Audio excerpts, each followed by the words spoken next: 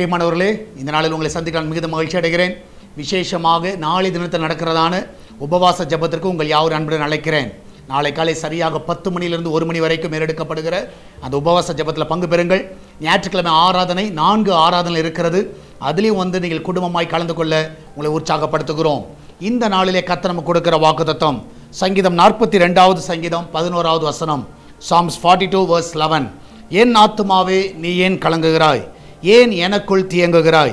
தேவனை நோக்கி காத்திரு, என் முகத்திற்கு ரட்சிப்பும் என் தேவனுமாய் இருக்கிறவரை நான் இன்னும் துதிப்பேன். நான் விசுவாசிக்கிறேன். ஏன் கலங்குறீங்க, ஏன் திகைத்து கொண்டு இருக்கிறீர்கள்? நீங்கள் அவரை நோக்கி பாருங்க.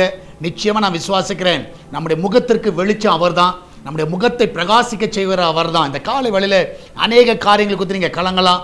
ஒருவேளை பயந்து கொண்டு இருக்கலாம், என்ன ஆகும் ஏது ஆகும், ஒரு கலக்கம் உங்கள் இருதயத்தில் இருக்கலாம். அந்த காலவில் நான் விசுவாசிக்கிறேன், நீங்கள் கர்த்தரை நோக்கி பாருங்கள். அவரை நோக்கி பார்க்கிற வழியில் நிச்சயமாகவே நமக்கு ரட்சிப்பு உண்டு, நம்மளுக்கு விடுதலை உண்டு. கர்த்தர் எல்லாவற்றிலிருந்து உங்களை விடுதலை ஆக்குவார். நம்ம எல்லாம் ஜெபிக்கலாமா? நன்றி ஆண்டவரே. அநேக நாளில் உள்ளத்தில் கலங்கி கொண்டு இருக்கலாம். ஆண்டவரே, சில முடிவுகளை கொடுத்து, சில ரிப்போர்ட்டை பார்த்து, ஆண்டவரே சில டாக்டர் சொன்னதை கேட்டு, ஆண்டவர் ஆஸ்பீஸில் நடந்த காரியங்களை நினைத்து, ஆண்டவரே இந்த நாளில் கத்த அநேக கலக்கங்கள் ஆண்டவரே அந்த மனதில் இருக்கலாம். ஆனால் எங்களுக்கு ஒன்று தெரியும், இந்த நாளிலே எங்களுடைய முகங்கள் உம்மை நோக்கி பார்க்கிறதப்பா. இந்த நாளிலே உம்முடைய முகத்தை நோக்கி பார்க்கிற வழியிலே எங்களுக்கு ஒரு பெரிய ரட்சிப்பு உண்டு என்பதை நாங்கள் அறிந்திருக்கிறோம்.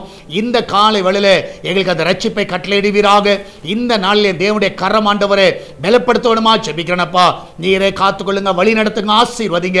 எல்லாவற்றுக்கும் மேலாக வேலைக்கு போகிற பிள்ளைகள், வீட்டில் இருக்கிற பிள்ளைகள், படிக்கிற பிள்ளைகள் எல்லாரையும் காத்துக்கொள்ளுங்கப்பா. எல்லாருக்கும் தேவையான கிருபையை கொடுத்து வழி நடத்துங்க. வெளிநாட்டில் இருக்கிற பிள்ளைகளை சுகமாய் தங்க பண்ணுங்கப்பா. ஆண்டவர் விசேஷமாய் அந்த கிச்சன் பகுதியை ஆசீர்வதிங்க. அதில் வேலை செய்கிற ஒவ்வொரு நல்ல பாதுகாப்பை கட்டளையிடுங்க. அப்பத்துக்கும் தண்ணீருக்கும் எண்ணெய்க்கும் மாவுக்கும் அரிசிக்கும் ஒரு குறைவு இருக்கக்கூடாது. எல்லாம் நிறைவா இந்த வீட்டில் இருக்க உதவி செய்யுங்கப்பா. நீரே கூட வழி நடத்துங்க, பாதுகாத்துக் கொள்ளுங்க. ஹாஸ்பிட்டலில் இருக்கிற பிள்ளைகள் ஆண்டவரே இந்த நாள் சுகத்தோடு வீட்டுக்கு வரட்டும். இந்த நாள் எல்லா ரிப்போர்ட் எல்லாம் நார்மல் என்று வருவதாக. சரத்தில் என்ன பலவீனங்கள் இருந்தாலும் இப்பொழுதே அது மறைந்து போகட்டும் அப்பா. எல்லாவற்றுக்கும் மேலாக ஆண்டவரே இந்த நாளில் ஆண்டவரே சால்வேஷன் டிவிக்காய் ஜெபிக்கிறோம். அவருடைய தேவைகள் எல்லாம் சந்திங்கப்பா.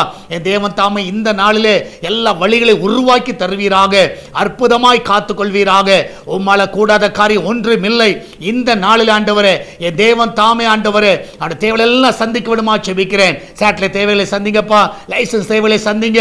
எல்லாவற்றிலும் தேவனுடைய கரம் வழி நடத்தட்டும், பாதுகாத்துக் கொள்ளும். இயேசுவின் நாமத்தில் ஜெபிக்கிறோம் எங்கள் அன்பின் பரலோக பிதாவே. ஆமென், ஆமென். பிரியமானவர்களே, கர்த்தர் உங்க கூட இருக்கிறார். தைரியமா இருங்க, எதை குறித்து கலங்காதீங்க. கர்த்தர் பெரிய காரியங்களை செய்வார். God bless you.